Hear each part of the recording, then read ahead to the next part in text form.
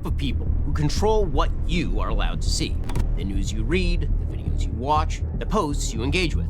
You haven't heard of them, you don't know their names, but they determine through methods both direct and indirect whether you are allowed to be exposed to particular messages. Their decisions can bankrupt companies, silence voices, and fundamentally shift cultural norms. Who are these people and how do they do this? Well, at the top level, you have a network of global elites that has created a universal framework full of guidelines and ratings designed to enforce approved narratives and punish disapproved ones. What's going on, everyone? It's Sauce Kenny here today, and we'll be analyzing YouTube's reverse course after throttling Ben Shapiro's newest video. He's starting a YouTube series called Facts. I hope you guys check it out. That was the first 45 minutes of the video, and I found it very informative, very insightful. Where I'm going with this is that obviously I'm trying to essentially prove Ben's point. So the actual video where I pulled this video from only has, after 2 weeks, 279,000 views. This is after it got throttled, right? Mind you, right? Because I guess it got limited monetization. YouTube on Friday reversed course on halted its limited monetization enforcement of Daily Wire's editor Emeritus. Hey, they challenged me with these new words, but I like it. I'll get better. Ben Shapiro's first episode in his new series Facts, which takes on powerful entities trying to censor so-called misinformation and dictate what media is safe for advertising.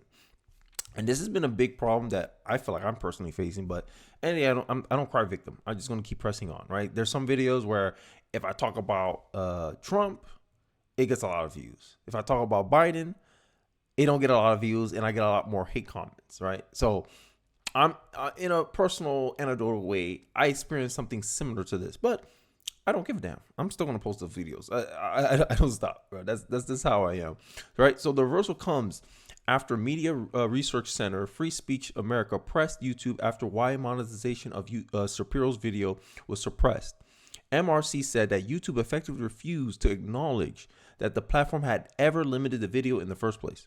Notably, the Daily Wire was in communication with YouTube while the media company twice appealed YouTube's suppression of the limited monetization and a manual review under suppression, suggesting YouTube's demonetization was internal and not an error, aka the algorithm didn't do it. Someone actually manually went in and be like, oh no, this is not right.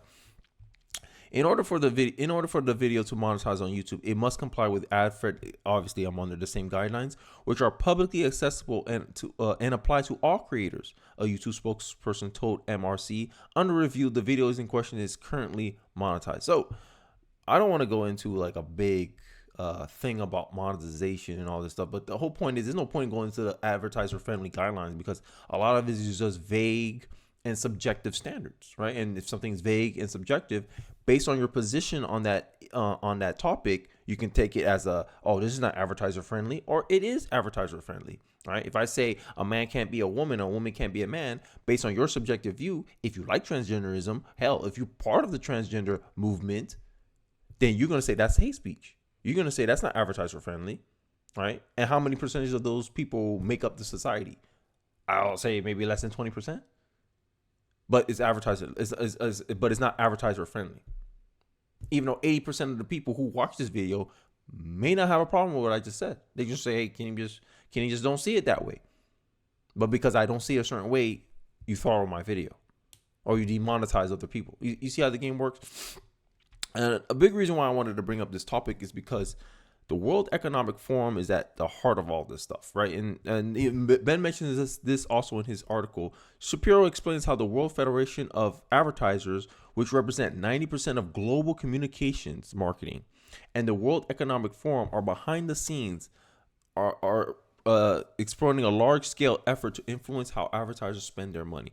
And this is why part of the reason why I believe Elon Musk hired that lady, I forgot her name, she's associated with the World Economic Forum as well, is because he's like, yo, I'm trying to get advertising dollars. And 90% of the advertisers are controlled by this small group of people. Imagine that, right?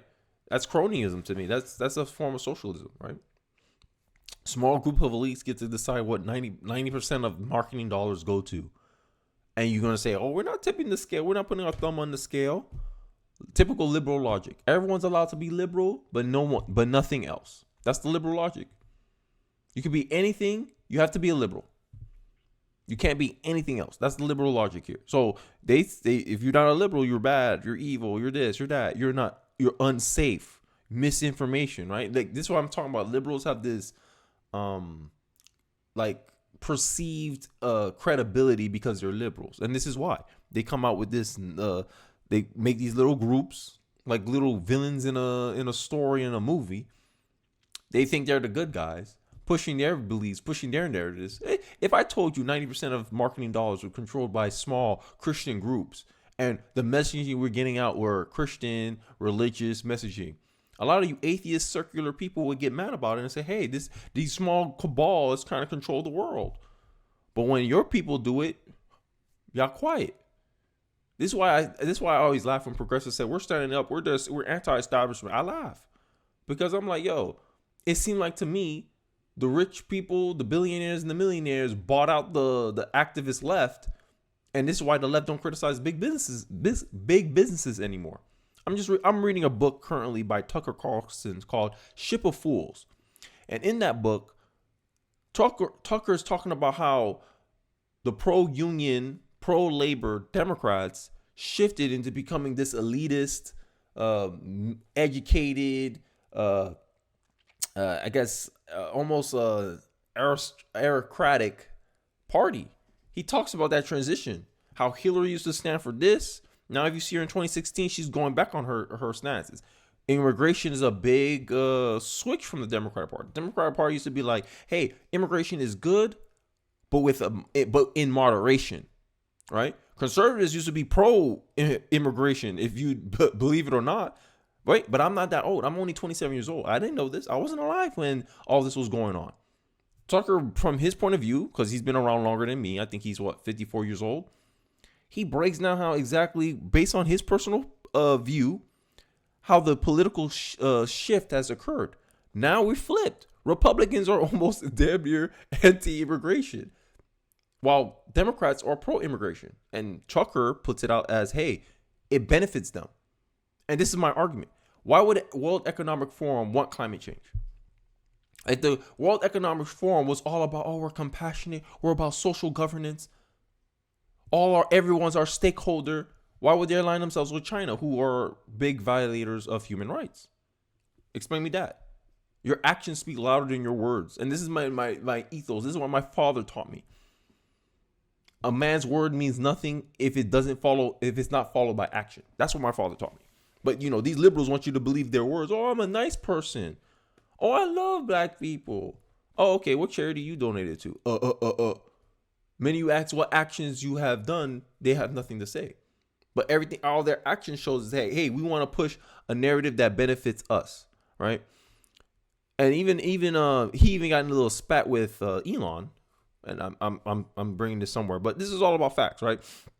So here's a tweet from Ben Shapiro. Ironically, YouTube has suppressed monetization, and Elon says, I think the solution here is to price so-called safe advertising higher than unsafe advertising, right? And then Ben was like, oh, no, I'm not having that. He said, bro, I see germ for some reason, but I think it's Graham, has subjective standards for what is considered safe for advertising, and its corporate partners seem to be interpreting these convoluted rules, which a lot of these companies do. YouTube do it as well. They make all these rules, all these regulations to the point where you're like, yo, all they got to do is, hey, you violated this, I'm banning you. They just pick and choose when they want to apply these certain rules and regulations, right? Just like what they're doing with Donald Trump and Biden. Biden gets off scot-free, okay. Trump, even a little speculation, okay, we're gonna indict him on BS stuff. All he did was ask for legal advice. I'm not gonna comment on that. Let's continue with the video, right? And here's this brand safety content. So I don't know if you guys can see this, but on this explicit sexual content, explicit or grotesque depictions of sexual acts and displays of genitalia, real or animated. Okay, hold that thought. Hate speech, right? Behavior or content that incites violence, hatred, vilifies, dehumanizes groups of individuals based on race, ethnicity, gender, sexual orientation, gender identity. It just goes on. Religion. Okay. So here Ben brings up receipts. He talks about how L'Oreal and MasterCard sponsored a New York City Pride Parade, right? And he said, how does this not violate adult and explicit sexual content and sensitive social issues? Is this safe? AKA, hey, this is controversial. Transgenderism is controversial.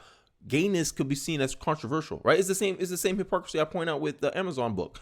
Amazon banned books that makes the claim that gayness is attributed to mental illness.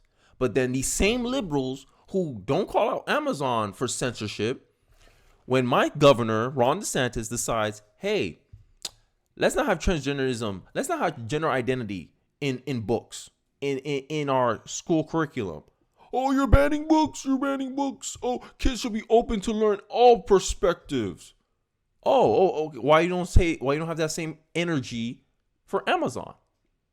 And this is the hypocrisy that I'm talking about, is that the liberals use, hey, you only can be liberal. You can't be anything else. The minute you try to be anything else, the minute you try to give a different point of view, oh, no, we don't hear that. That's not legitimate. But their concerns are legitimate. Their wants are warranted. Their attitudes are justified. But no one else's is justified? Oh, I don't believe that. Come on.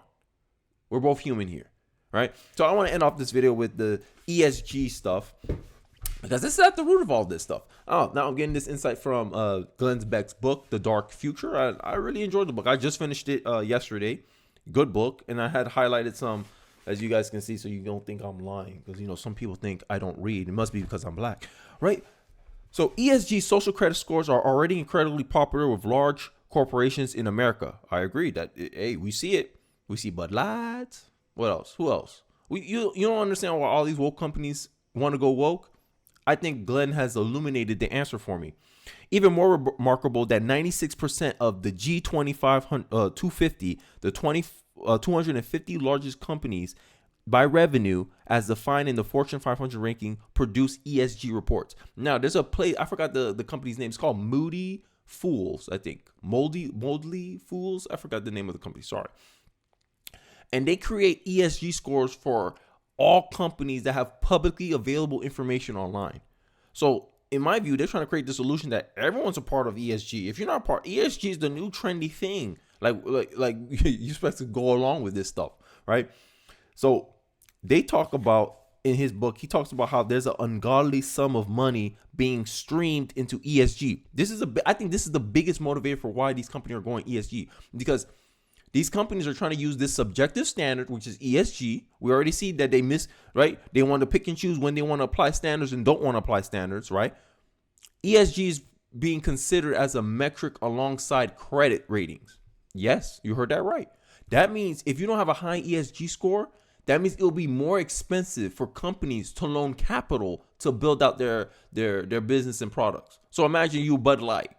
You decided to be all ESG because you want a high ESG score, because you want a better terms on your loans. Because a lot of the financial institutions who, if you look at the World Economic Forum and see who their partners are, a lot of these big firms like BlackRock, State Street, Vanguard, they're partnered with the World Economic Forum. They want to use ESG as a part of their lending practices or lending strategies and frameworks. Now you're going to start seeing why a lot of these companies are going woke. It's not necessarily they believe this stuff. It's just ESG and people of that ilk, Larry Fink. And you know Larry Fink. Larry Fink is the CEO of BlackRock. And BlackRock has a reputation of, if you do not comply, they'll take over your company. So a lot of these businesses are like, no, we don't want that pressure. And Larry Fink, he's a big proponent of stakeholder capitalism. And pretty much the ESG proposition is you're either in it or you're out of it. Fink has this idea that having access to capital is a privilege, implying whereas hey, you don't get in line, you're going to lose a competitive advantage over your competitors who do fall in line. And that's the proposition ESG is trying to do. And I think the only way we can stop it is state power. Sorry.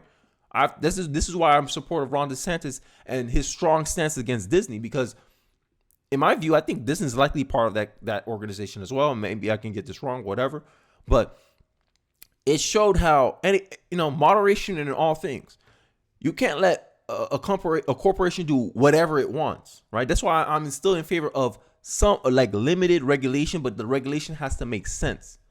It has to prevent the government and the state from being colluded with each other. This is why I'm against government subsidies, because I believe government subsidies change the incentive structure of corporations. Now, people can disagree with me on this point, but that's just how I see it. Together, these investors, pension funds, and asset managers control more than $100 trillion as being part of the ESG. And a lot of these people who are part of it are non-government organizations, right?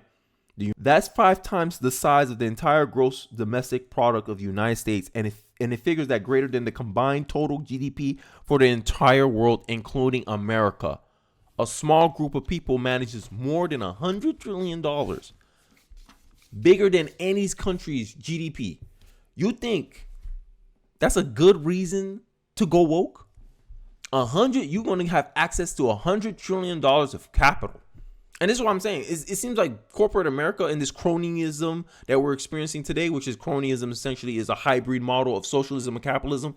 This is why, in my view, as a conservative, I'm on the line of separation between business and government. I'm serious. There should be no crossover, no bailouts, no subsidies, no jump starting the economy. None of that. Glenn Beck in his book made a good point about how bailouts help the financial services businesses. And you wonder why Biden raised so much money. Why the Democrats waste so much money with pharmaceutical companies, financial services companies, because those bailouts help them. They get cheap dollars, and before the market adjusts to the influx of big money supply, Larry Fink and them in BlackRock, Vanguard, and State Street bought a bunch of assets. Now you wonder why just between those 3 companies, Vanguard, State Street, and BlackRock, have stock in at least 92% of Fortune 500 companies.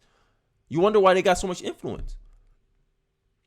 The Federal Reserve. Hey, Glenn makes some good points in that book. If you're interested in that book, I'll leave a link in the description below. Let me know what you think. You think it's unfair that these small group of people get to decide what we deem as safe or unsafe, right? And we all can admit here that's just subjective, right? What I think is safe for me may not be safe for you, because we're all individual human beings. And to think that a small group of people, maybe 500 people, know what's safe and unsafe for millions and billions of people on this planet, I think is an absurd claim and a lot of power to give egotistical small group of people. That's just my view. This is just my view. Let me know yours in the comment section. Don't forget to like, comment, subscribe. Please check out Ben's new series, Facts. I really enjoyed it. I hope you enjoy it too. Let me know your thoughts about the series, and I'll see you guys on the next one. Peace.